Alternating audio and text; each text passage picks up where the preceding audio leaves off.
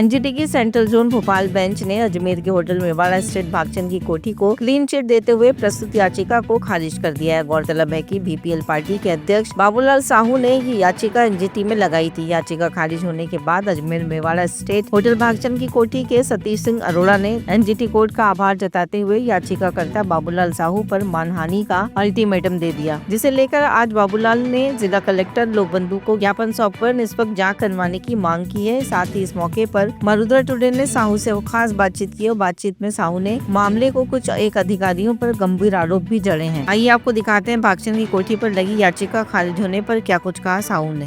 अजमेर की शान कही जाने वाली होटल मेरवाड़ा स्टेट भागचंद की कोठी के ऊपर जो परिवाद दायर किया था बाबूलाल साहू ने, उसकी जो याचिका है वो एनजीटी ने भोपाल बेंच से कल खारिज कर दी है, जिसको लेकर भागचंद की कोठी के सतीश सिंह अरोड़ा ने कल एक प्रेस वार्ता की थी। उस प्रेस वार्ता में भागचंद की कोठी पे जो एनजीटी के द्वारा लगी हुई याचिका खारिज हो गई और अब बाबूलाल साहू के ऊपर मानहानि का दावा करने का अल्टीमेटम दिया है। इस वक्त हमारे साथ भारतीय लेबर पार्टी के बाबूलाल साहू यहाँ हमारे स्टूडियो में मौजूद हैं। उनसे बात करेंगे इस पूरे मामले को, इस पूरे प्रकरण को लेकर उनका क्या कहना है। बाबूलाल जी नमस्कार, स्वागत है आपका मरुधरा टुडे हमारे न्यूज चैनल पर। क्या कुछ कहना चाहेंगे इस पूरे मामले को लेकर, क्या आपकी वो है? मैं आपको और आपकी टीम को धन्यवाद देना चाहता हूं कि मेरा पक्ष जानने के लिए आपने मुझे यहाँ निमंत्रित दिया, बुलाया और मेरी आवाज़ सुनी। सबसे पहले ये कि भागचंद की कोठी के लिए हमने एनजीटी में परिवाद दायर किया था। उस परिवाद में कुछ त्रुटियां हमसे रह गई। अभी अंतिम लड़ाई नहीं है, आगे भी चलेगी। और रही बात इनका मानहानि का, तो वो करें। हमारे लोगों पे 36 मुकदमे पहले चल रहे हैं, 37 और सही, उससे हम डरने वाले नहीं है। लेकिन सच्चाई सामने आ जाती है। जो दूध के धुले हुए लोग होते हैं उनका शरीर चिपचिपा होता है हमेशा, तो वो हम घबराने वाले नहीं हैं। इस मामले को हम तय तक जाएंगे, सच्चाई लेकर आएंगे। अभी आज कलेक्टर साहब से हम मिले हैं। कलेक्टर साहब को हमने अवगत कराया है कि जो आपने जांच अधिकारी नियुक्त किए थे, एसडीएम उपखंड अधिकारी पद्मा देवी चौधरी और पर्यावरण प्रदूषण नियंत्रण मंडल के क्षेत्रीय अधिकारी, इनके दोनों के नेतृत्व में एक जांच कमेटी गठित की। उन्होंने जांच की। उस जांच में मिलीभगत के चलते उन्होंने वो तथ्य जो पेश करने चाहिए वो पेश एनजीटी में नहीं किए।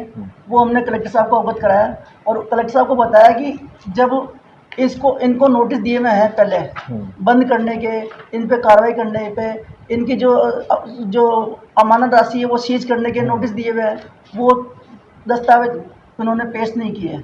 इसको लेकर कलेक्टर साहब को हमने अवगत कराया। कलेक्टर साहब ने बात सुनी और कलेक्टर साहब ने कहा कि अगर गलत है तो इन पे कार्रवाई जरूर होगी। आपके ऊपर मानहानि का दावा पेश भी करने का उनका कहना है कि वो आपके ऊपर करेंगे। हम डरने वाले नहीं, मानहानि का दावा करे वो स्वतंत्र है, देश आज़ाद है, सब कुछ कर सकता है। हमारे भी दरवाजे खुले, उनके भी दरवाजे खुले, और भी प्रक्रिया है। अगर करेंगे तो स्वागत है उनका, मालूम पड़ जाएगी कि उनकी कितनी कीमत है, कितनी क्या है। बाबूलाल जी, अगर आपका जो ये मामला है अगर ये सही होता तो इसमें जो एनजीटी है वो मारवाड़ा स्टेट के पक्ष में क्यों फैसला देती, खारिज क्यों करती है? बता रहा हूँ मैं आपको, जो जांच अधिकारी है जिला प्रशासन की ओर से, जो जांच अधिकारी नियुक्त हुए हैं जी, उपखंड अधिकारी, उन्होंने गलत दस्तावेज पेश। कौन से अधिकारी हैं? उपखंड अधिकारी है एसडीएम पद्मा चौधरी, पद्मा देवी चौधरी, उनके हस्ताक्षर है। उनको ये जो नोटिस पेश करना चाहिए वो नोटिस पेश नहीं किए। ये तो बोलते हैं कि वहाँ ट्यूबवेल खुदे हुए नहीं है। पर्यावरण प्रदूषण नियंत्रण मंडल ने नोटिस दिया 2023 को, 2 ट्यूबवेल खुदे हुए हैं। कई कमियां हैं जो मैंने कलेक्टर साहब को अवगत कराया। कलेक्टर साहब ने देखा, बाकायदा देखा, उन्होंने कहा कि अगर वो गलत है तो कार्रवाई जरूर होगी।